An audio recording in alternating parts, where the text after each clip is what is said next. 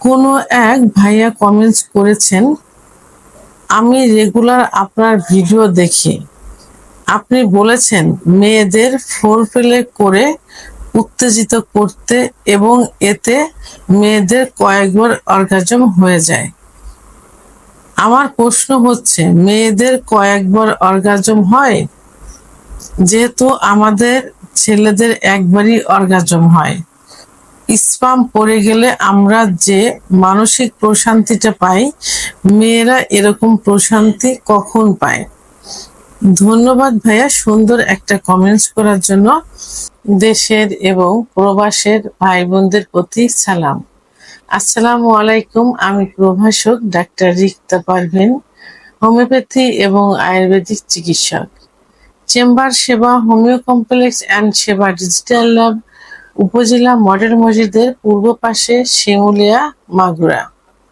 আজকে খুব গুরুত্বপূর্ণ একটা কমেন্টসের অ্যান্সার করব, যে কমেন্টসটা সবারই জানার থাকে বা জানতে চায়, এমনই একটা কমেন্টসের অ্যান্সার করব। কোনো এক ভাইয়া কমেন্টস করেছেন, আমি রেগুলার আপনার ভিডিও দেখি।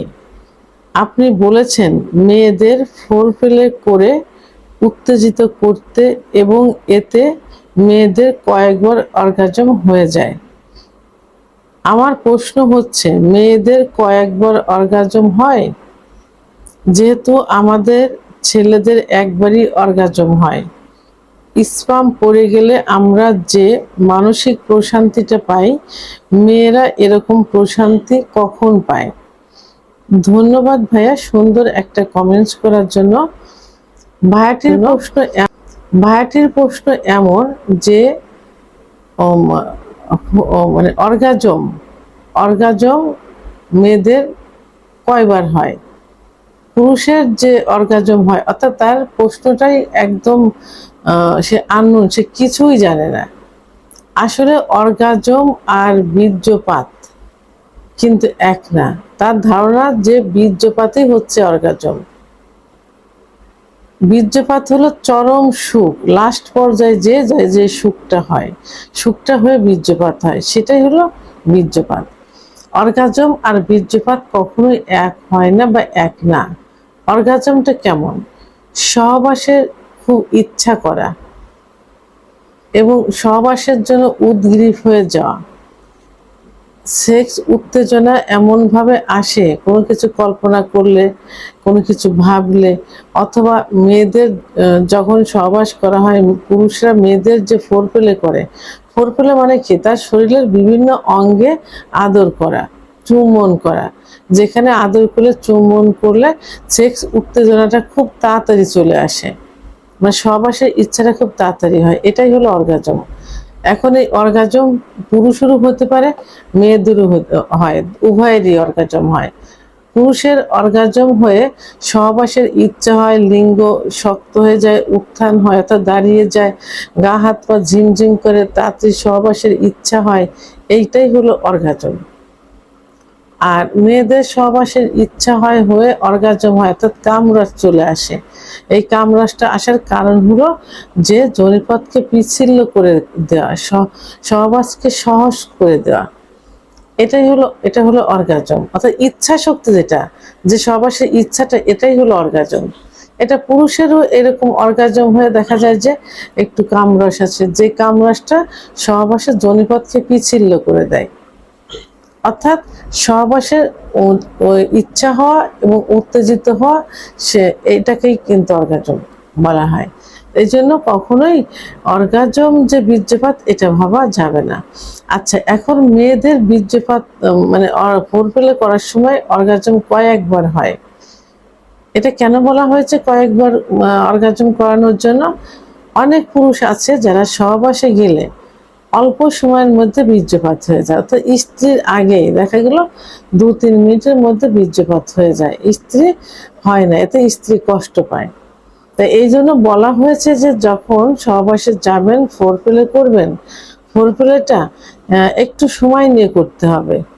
মানে একটু সময় নিয়ে সুন্দরভাবে ফোরপ্লেটা করতে হবে, যেন কয়েকবার তার উত্তেজনা আসে, কয়েকবার অর্গাজম হয়। কয়েকবার যখন উত্তেজনা এবং কয়েকবার অর্গাজম যখন হবে, অর্থাৎ আমি অর্গাজম আর উত্তেজনা একসঙ্গেই বলছি এই কারণেই যে উত্তেজনাটাই হলো অর্গাজম।